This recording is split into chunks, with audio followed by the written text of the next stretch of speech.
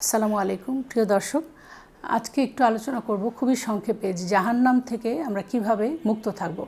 আমরা দেখা যাচ্ছে যে আমরা অনেক আমল করি দৈনন্দিন জীবনে, তারপরেও কিন্তু আমাদের এমন এমন কিছু ভুল হয়ে যায় যেগুলো কিন্তু আমাদেরকে জাহান্নামে নিয়ে যেতে পারে, আল্লাহ মাফ করুক। তবে কিছু জানা থাকলে আমরা এই ব্যাপারটা থেকে একটু সতর্ক থাকার চেষ্টা করব।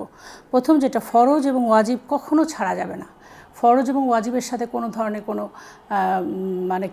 কোনো ধরনের কোনো হেলাফেলা করা যাবে না। ফরজ এবং ওয়াজিব কাজগুলো অবশ্যই ভালোভাবে পালন করতে হবে এবং সুন্নত নফলের জন্য কিন্তু জবাবদিহি নেই। এই জন্য ফরজের ব্যাপারে কিন্তু ফরজ এবং ওয়াজিবের ব্যাপারে জবাবদিহি আছে। সেই জন্য আমাদেরকে অবশ্যই ফরজ ওয়াজিবগুলো, আমরা যদি জাহান্নাম থেকে মুক্ত হতে চাই তাহলে আমাদেরকে অবশ্যই এই ফরজ ওয়াজিবগুলো মেনটেন করতে হবে। দ্বিতীয় হলো, হজ ফরজ হওয়ার সাথে সাথে হজ করতে হবে। এই জিনিসটা অনেকে পাত্তাই দেন না বা গুরুত্বই দেন না, কিন্তু কারো যদি হজ ফরজ হয় এবং সে যদি হজ করতে না যায় তাহলে দেখা যাচ্ছে যে তার জন্য কিন্তু জাহান্নাম।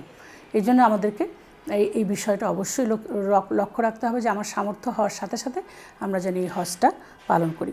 কবিরা গুনাহ থেকে আমাদেরকে বেঁচে থাকতে হবে। অবশ্যই বড় বড় গুনাহ যেগুলো আছে, মিথ্যা বলা, জেনা ব্যভিচার করা বা অন্যান্য কবিরা গুনাহ যেগুলো আছে সেগুলো, সুদ ঘুষ থেকে মুক্ত থাকা, এগুলো আমাদের অবশ্যই প্র্যাকটিস করতে হবে। তাহলে আমরা ইনশাআল্লাহ জাহান্নাম থেকে মুক্ত হতে পারবো। প্রস্রাবের ছিটা থেকে বেঁচে থাকা, এটা একটা খুব ইম্পর্টেন্ট বিষয়। যে একটা কাজ, যে কাজটা আমরা গুরুত্বই দিই না, অনেক সময় প্রস্রাব করার সময় ছিটে ফোঁটা গায়ে লেগে যায়, শরীরে লেগে যায়, এটার আমরা গুরুত্বই দিই না, কিন্তু এটা কিন্তু আমাদেরকে একটু জাহান্নামে যাওয়ার কারণ হয়ে যাবে। এই জন্য আমাদেরকে অবশ্যই প্রস্রাবের ছিটা থেকে বেঁচে থাকতে হবে। তারপর স্বামী স্ত্রী মা বাবার হক আদায় করতে হবে। এক্ষেত্রে কতটুকুন ফরজ, তার কতটুকুন নফল, সেটা আমাদেরকে আগে ক্লিয়ারলি জানতে হবে যে মা বাবার প্রতি কতটুকুন ফরজ কাজ রয়েছে, কতটুকুন নফল কাজ রয়েছে। আবার ঠিক একইভাবে ছেলেপেলের উপর, সন্তান সন্ততি এবং স্ত্রী যে থাকবেন, ভাই বোন থাকবেন, তাদের প্রতি আমার কতটুকুন দায়িত্ব, কতটুকুন ফরজ এবং কতটুকুন নফল, সেটা আগে জানতে হবে এবং জেনে সেই অনুযায়ী আমাদেরকে আমল করতে হবে।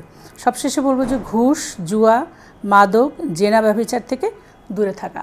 যদি আমরা এই কয়েকটা জিনিস থেকে, ঘুষ থেকে, জুয়া থেকে, মাদক দ্রব্য থেকে, জেনা ব্যভিচার থেকে যদি আমরা মুক্ত থাকি তাহলে ইনশাআল্লাহ আশা করা যায় যে আল্লাহ রাব্বুল আলামিন আমাদেরকে জাহান্নাম থেকে মুক্ত রাখবেন।